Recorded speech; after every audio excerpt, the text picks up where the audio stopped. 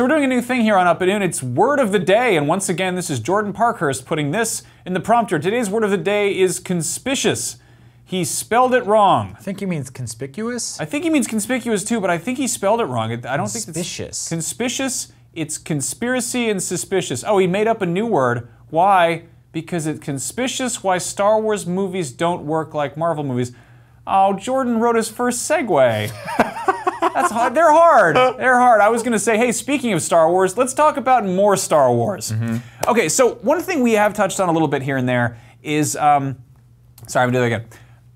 A lot of people pointed out, in lieu of the failure of Solo, that the idea of franchise fatigue doesn't really fly anymore because Marvel has totally blown it out of the water. Yes, well said. Yeah, like, I mean, we compared the two because they're both sort of Disney-owned blockbusters with a lot of stuff going on, and it's easy to be like, hey, why didn't Solo perform? This is clearly like sort of a side story to the main kind of tentpole events in Star Wars, and it's easy to be like, oh, we got, you know, I literally saw Black Panther in theaters the day before Infinity War came out. Like, it's apparently, like, you know, franchise fatigue is not a thing. It's not something we have to worry about. So I figured we'd take a minute and really compare the sort of nuts and bolts differences between Marvel and Star Wars movies. Yes. Obviously, they're very, very different. Yes. But the fact that one could have a failure a few weeks after another one had literally the biggest opening in history is worth discussing and dissecting, and obviously these are two massive brands we're going to be talking about for quite some time. Especially because I think with their next movie in their slate, Ant-Man 2, which might outperform Solo, there's a shifting here, or at least there was there. So yeah, let's unpack why one works and why one doesn't work, and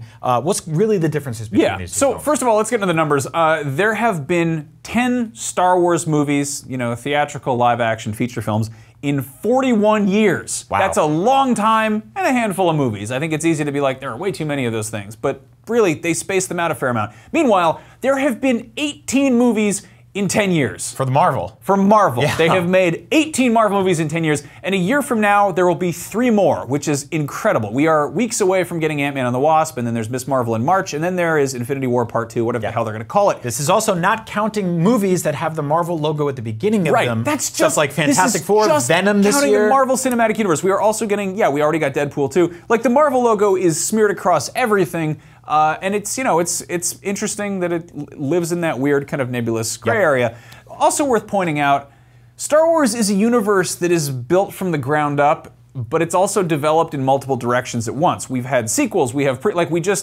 The Last Jedi takes place as far in one direction as possible. Meanwhile, Solo takes place between the prequels and the original trilogy. Like, it's all over, it goes every which way. They're like filling in gaps. It's like they're putting a puzzle together.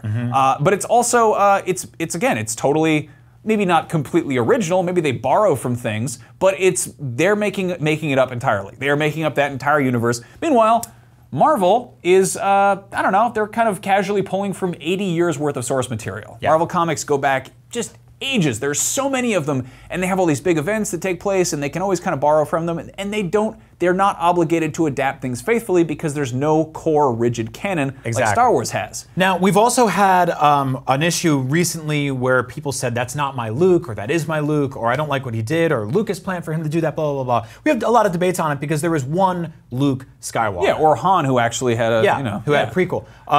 There have been 3 Spider-Mans and 3 Hulks and 2 Venoms just in the last, since 2002. These are characters, they get rebooted, they get recast. It's not really an issue because there isn't a continuing timeline between all those things. There is in the MCU, kind of-ish, a lot. Which again makes sense because, like, Marvel is like every time they get a new artist to come in and change the costume of something, like comic book characters are almost, they're designed to be like elastic like that, whereas you know, Star Wars, the very term canon implies a certain kind of like officially ordained rigidity. Like that comes from Catholicism. That's like a very like the Pope said this was okay. That's literally what canon comes from. So exactly. So I think that like when you see something bad happen to, you know, the Tobey Maguire Spider-Man, or they cast Venom incorrectly in the, you know, the Sam Raimi one or whatever it is, you start to go like, oh, I don't like this. But in 5 years they can course correct that. With Luke Skywalker, if they don't nail it and everyone's happy about it, that's it for Luke Skywalker. Well, yeah, I mean, this is also if we're considering every Marvel movie, which again, the fact that that's a universe that wasn't a universe until 10 years ago is impressive. I mean, they've always had sort of these repaints and recasts and everything, but Star Wars is stuck being like, this all has to happen in the same galaxy and they just recently had to throw the canon out the window. So right, and why is that? Because Star Wars has stricter rules. Yeah, exactly. So moving on, This is really interesting to me. All Star Wars media, not just the movies, have to fit into one cohesive timeline. Recently, it kind of upset some people back in 2015 after sort of Disney bought everything. The Star Wars Story Group, or the people who are in charge of corralling this, basically sat down and they were like, okay, the only stuff from this point forward that counts officially, that is officially canon, is the movies. That's the 6 movies. Actually, that's at that point, that was 6 movies. The Clone Wars movie, which I hesitate to call a movie, the Clone Wars TV series, and the Rebels TV series. Yes. And since then... And then the comics and Right, such. and then since then, they started Comics Fresh, ironically, under Marvel, so they made a bunch of new comics, and they all fit together, and the story group goes in and makes sure everything lines up, a whole bunch of novels, which are all brand new ones, and they basically rebranded everything that came before that as being Legends, meaning it's just sort of, it's all sort of nonsense or whatever. Meanwhile, this is hilarious to me because when you think Marvel Comics, you'd think that maybe the comics would tie into the movies somehow. If you go out and you watch, Captain America Civil War, and you're like, wow, that was a cool movie. I would love to read the comic. And you go buy Civil War the comic, nope. It is a very different story. There are beats that are similar, but it's not even. There are characters there who don't exist in the same timeline. Like it's all over the place. When you read the Infinity Gauntlet comic and you're like, oh, I'm going to get a bunch of details about the part 2 of the Infinity War movie. No, you're not. No, they straight up said we're not putting Adam Warlock in our films, and he's a central character in those books. Yeah, I mean the closest you get is I believe Agents of S.H.I.E.L.D. and the Rest in Peace Inhumans TV shows were sort of in that same universe, but even looking at the Netflix shows, which are theoretically supposed to be part of the Marvel Cinematic Universe, don't actually cross into that universe at all. There's if you saw Infinity War and you saw that big conflict that happened in downtown New York City, all the dudes who have shows in New York were like, I'm good, I'm sitting this one. Hey, just side note, if Disney is looking to kind of lift a bunch of Marvel characters to their new in-house streaming service, a great way to explain getting rid of all of those Netflix characters is, just saying. Boom, that's an easy way to cancel a TV show. Also, let's get into this. Star Wars kills characters, like, a lot. Like, they kill off major dudes in almost every single film. We saw Obi-Wan Kenobi die in his first lightsaber battle. We have seen Han Solo die. We have seen Luke Skywalker die, Darth Vader die. Some of them come back as Force ghosts. It's kind of... Goats. Yeah. Which is sort of cheating. It's kind of ironic that the one that this original Star Wars movie people generally considered to be the darkest Empire, nobody actually really dies. No, like, not really. A dude gets his hand cut off and his friend gets frozen in a block. Yeah. But, like, as opposed to like Obi-Wan getting stabbed and turned into a ghost, or Jabba getting choked out, or like the Empire effectively dying. Like you don't get that. I mean, Episode 1, there's people dying left and right. Empire. There was a montage of named characters in Revenge of the Sith just getting murked, just left and right, run over by trucks and stuff. Empire introduces a lot of characters that die in Return of the Jedi. Rogue One is an entire movie about death. Yeah, literally everyone in this film doesn't make it. Yeah. I mean, almost everyone in the major cast doesn't make it. And then you go back to the Marvel Cinematic Universe, and they don't really do a lot of bold decisions like that. Like well, that's the thing. Not yet, at least, right? So, and again, maybe they're pacing themselves and saving that for really to be a whole big tentpole event. But the thing is, when the MCU kills Captain America, going by the comics, 5 years after they do that, they can be like, Captain America is like a high school girl now. And it's new. We're doing exactly. It's the title. It's not the actual character. So they can pass that torch to anyone. Yeah, but even beyond that, superheroes die and come back all the time. Like that's superhero death is a much discussed kind of issue. Like you look at I don't know. You look at it's like, what is it? The only ones you don't bring back are Gwen Stacy and Uncle Ben or something like that. And it used to be, I don't know. Now it's you get Elektra and you've got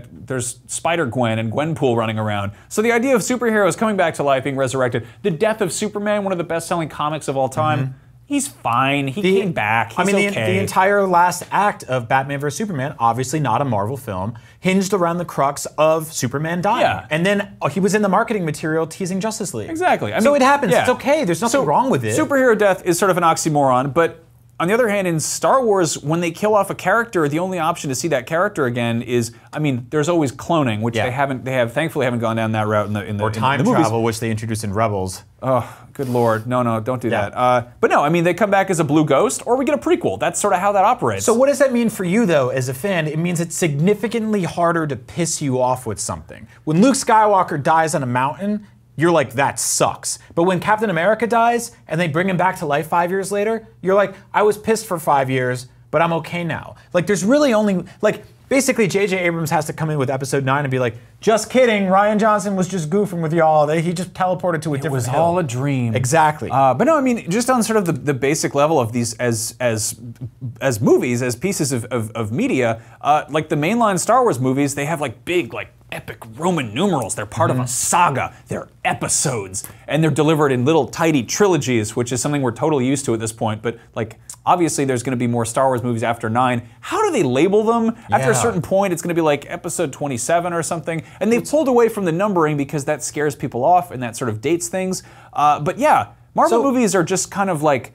they're sort of perpetual. It's also you're almost benefited by not really keeping your ear to the street with Marvel stuff. I talked to a lot of people who are casual Marvel fans, like Shaquille O'Neal, who actually asked me this question. We have a video going up this week. He was like, they're gonna bring back Spider-Man, right? And I was like, I mean, yeah, like, he'll be okay. Don't have to worry about that. But with Star Wars, when you sit down to see a Star Wars movie, like, you get confused because I think a lot of people are like, wait, when does Solo take place? Yeah, that's the thing. Like, we met BB-8, and then the next year we saw the prequel to A New Hope.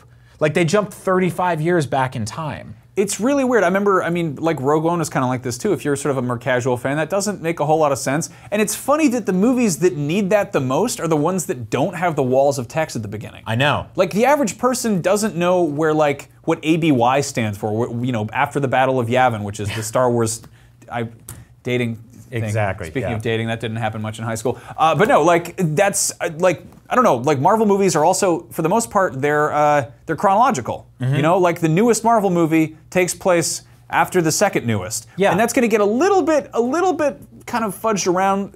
Captain Marvel? Captain Marvel is sort of, that's allegedly set in the 90s, and then there's the fact that what were Ant-Man and the Wasp doing during Infinity War? Like, what are they up to? Exactly. And what are they going to be doing? Like, are they really going to follow up like the biggest, most epic kind of Marvel movie of all time with these two like smaller characters? Like, I was on house arrest, sure looks like a mess out there. But they'll obviously connect a lot of those dots by contextualizing them with post-credits and pre-credits and mid-credits and trailers and all these things that kind of say, this is what you're watching, it'll be okay. Yeah. Whereas with Star Wars, like, my dad loves Star Wars, he sees every one. He saw The Force Awakens and then he saw Rogue One and he called me up and he's like, Rogue One was really good, but where's the ball robot? And I was like, oh yeah, well, I guess they hadn't made him yet. They weren't designing balls back then. Yeah, yeah. I mean, obviously, like with Star Wars, there's so much deep lore, but and at the same time, it also like it should be the kind of movies that you can go see with your mom. Yeah. Like I went and saw The Force Awakens with my mom, and like Kylo Ren takes off his mask, and she goes, "Oh, it's the man from Girls," and I was like, "You watch Girls?" But also, like that was totally old news to me because I've been tracking all of the sort of the reveals and everything, and she had no idea that that was Adam Driver. So that was a huge surprise for her. And it's like, and she I don't know, she remembers the Star Wars movies. She saw him in the '70s or whatever, and she's like, "Oh, it's Harrison Ford. He's back. That's cool." Wow. Whereas like, I don't know, I would never, like, I feel like in an Infinity War or something, she'd be like, what the hell is any of this? Who are these people? And there's no, like, screen at the beginning that explains it.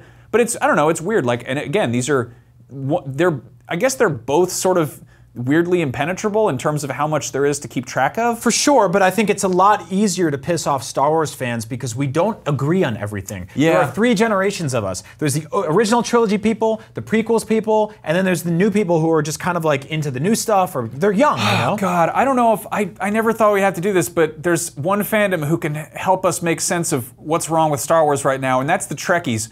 Trekkies, you're our only hope. How do you like reconcile 40 years of fandom that's arguing with itself? Yeah, and Marvel, Dr. Whovians, get over here. And Marvel fans, pay attention because in 30 years this is going to be you. Oh my God! Yeah, you have no idea. 30 years from now, you're going to be like, "That's not my Iron Man. That's Jake Iron Man." They replaced Benedict Cumberbatch with CGI. I ain't having it. Ooh, well, enjoy it while you can. Personally, I'm glad all these movies are coming out. I hope they keep coming out for a long time. Having these arguments are great. Yeah, it's awesome. It's a good time. Yeah. It's a good time. Doing this my whole life. I don't ever want to stop. Oh, hey, thanks for watching our video about the differences between Avengers and Star Wars. One of the things we didn't mention is that in Star Wars, that dude kissed his sister. That was gross. Never seen the Iron Man do that. You don't see him kissing his sister Iron Man, the Iron Sister. Anyway, we made more films you can enjoy, such as this one, where we go through all of the Infinity Gauntlets that you can buy and put on your weird mitts. After that, Thanos will die at some point, hopefully, because he's gross and his chin looks like the testes. But after that, who will be the next Marvel villain?